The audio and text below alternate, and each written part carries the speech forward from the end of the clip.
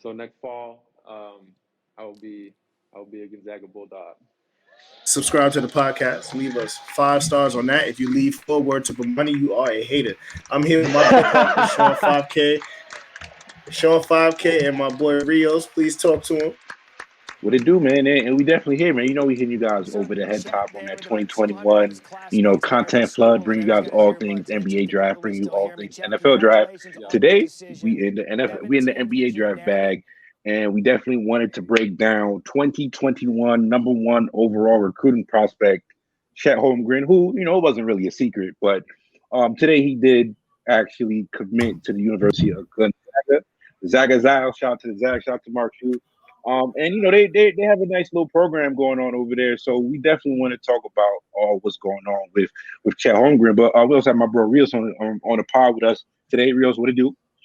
Yo, what's going on, guys? Yo, always a pleasure to be on the draft season show. You know what I'm saying? Yo, listen, man. This like I say every time I come on here, man. It's an honor and a privilege. And yo, best fantasy advice podcast on the block right now. You know what I'm saying? So subscribing, like, subscribe, run that shit up for my guys, man, for real. Definitely for real. tap in, but tap the fuck in, man. Bring you, we can get to business and we get to this show. So I mean, Rios, you already know.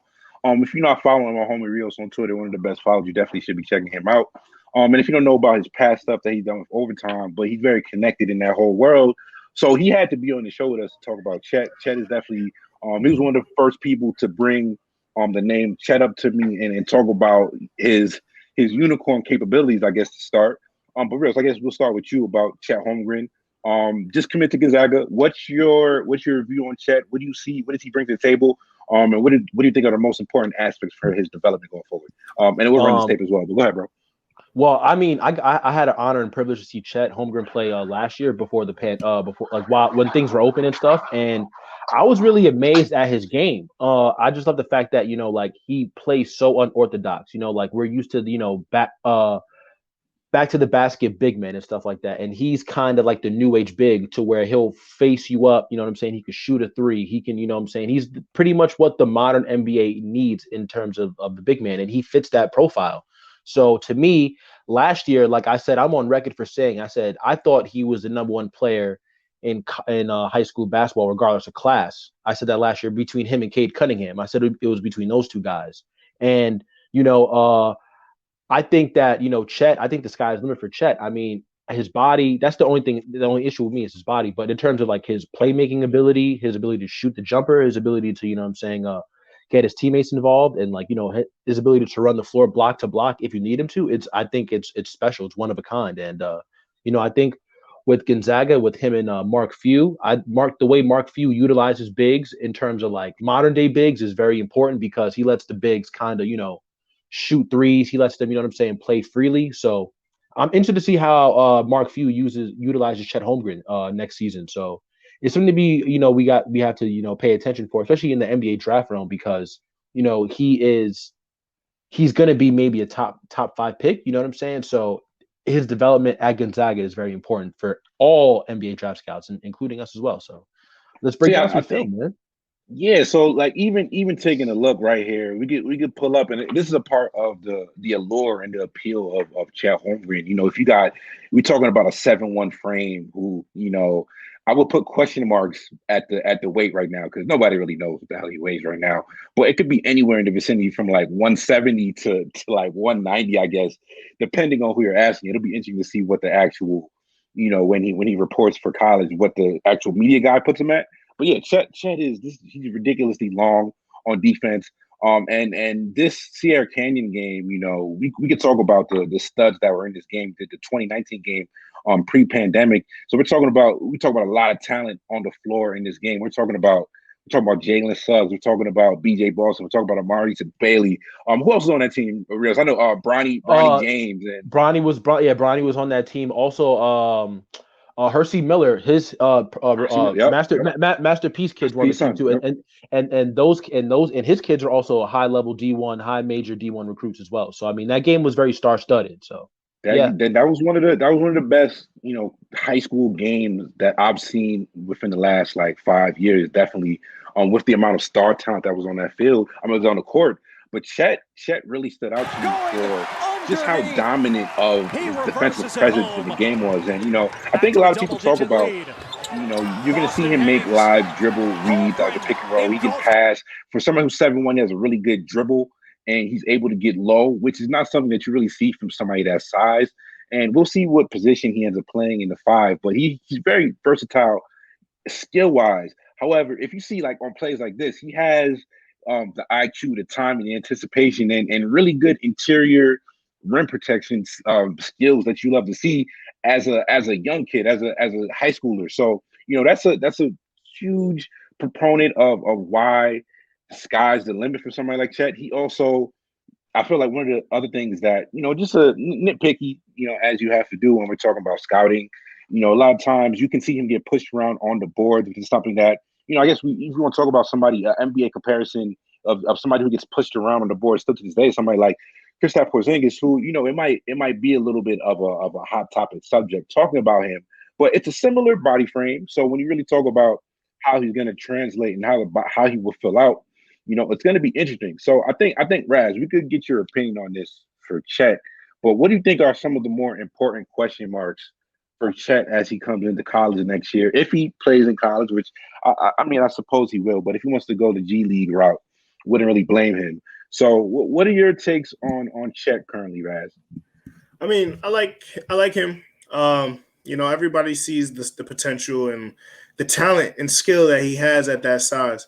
But when you get into, as we start to see in this age of just like social media and like of these hoop tapes where we keep getting these kids that are 7'3" with the handle, we always start to think, about the top of the top. We start going to the KDs, we start going to those type of comparisons.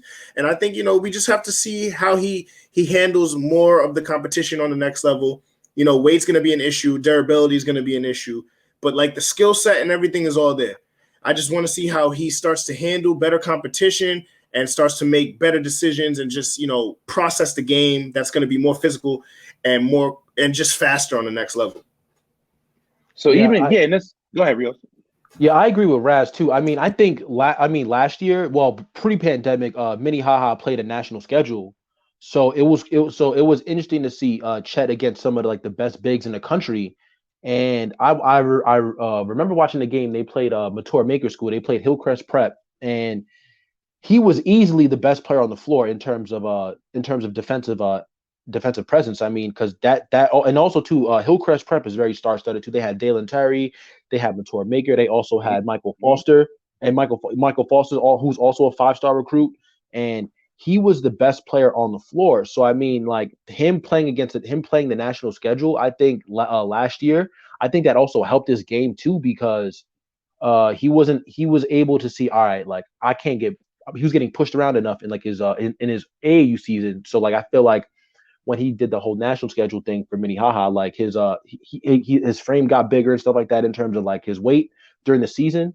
Which from reports I read, I mean, I believe they said he gained 10 pounds already in terms of like going in from his junior to his senior year. So I mean, I guess his body's coming into shape now. But what Raz said is very important too. I wonder, the biggest question mark for me is what his weight. What is he going to top at? You know what I'm saying? Like what is he going to top at? Because like you don't want him to lose his athletic and ability, but also too, you do need the durability. So that's also an issue. But I'm just wondering what his true NBA weight is going to be.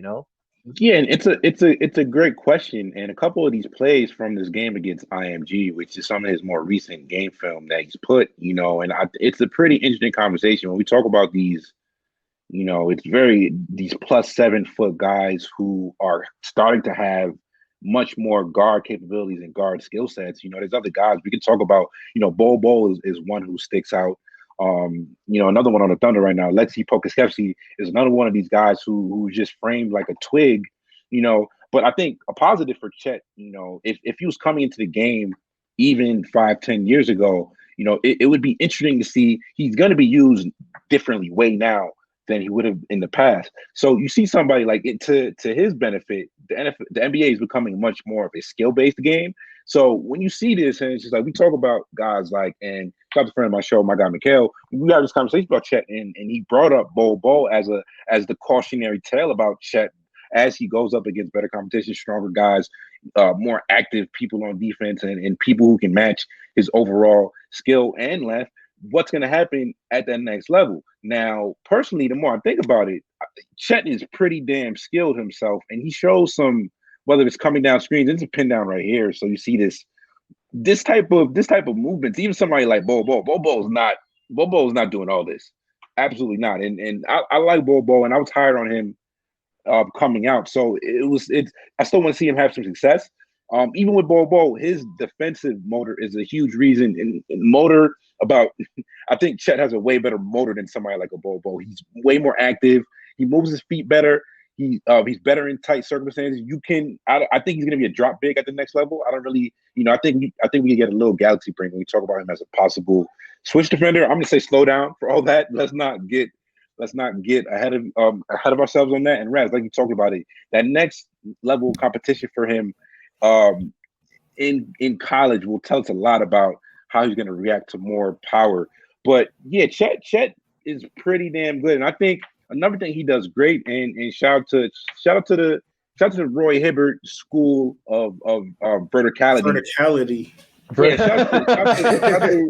shout out to Roy Hibbert. That's another thing that Chet does wonderfully. Really using his left to just fight through screens and not always foul. It's funny because we're recording on April 19th.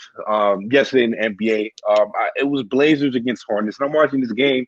Shout out to Vernon Carey. Vernon Carey is somebody who I'm a fan of, very skilled big. I thought he went early second round. We're talking a very skilled big who has to show that he can guard in versatile concepts in the NBA level. What did he do? He came out there and got 2 fouls in his second NBA start. Or was it the first or second? He got 2 fouls in the first 24. Like, it was literally before the first possession even happened. So I think for Chet at least, I've seen him use that verticality in his game defensively. So I think that really gives him a big anchor to, if we're just talking about what his defensive presence is going to be. So I definitely think his defensive potential is much higher than what he might be able to bring you offensively if we get ahead of each other. And you can dream about what it could be, but I think defensively is really where he's going to make his money. And really going to bring impact at the next level. But yeah, man, that was our first look at Chet Holmgren. He's definitely somebody who is a very interesting prospect. But Raz, do you have any final takes or what else do you see as important? And I guess Real will be my last question for you. But we're just talking about his shot. How do we feel about his shot? It's a pretty good shot. The mechanics, the high release definitely helps him. But if we're just talking about final takes, final projections, what do you guys see from Chet? What do you guys project him? Is he definitive one of one next year for you guys, or what do you guys see? So final takes on Chet. Go ahead, Rios. I don't think next year he's going to be like the number 1 overall pick or whatever. I mean, he is going to be a top 5 to top 10 pick, I would say. But it's just a matter of how Gonzaga does as well. Like I said, the way Mark Few utilizes his bigs, you know what I'm saying? It's very interesting because he lets his bigs free flow. So like, I think he's gonna cater his offense to Chet's strengths. So if we see Chet running running high-low action, or he's running, you know what I'm saying, like pick and roll with another big with what's his name, Simmons. Like, I wouldn't be surprised if they start doing that, just because Chet's playmaking ability is just, you know what I'm saying, it's very good. It's very also underrated too about his game too.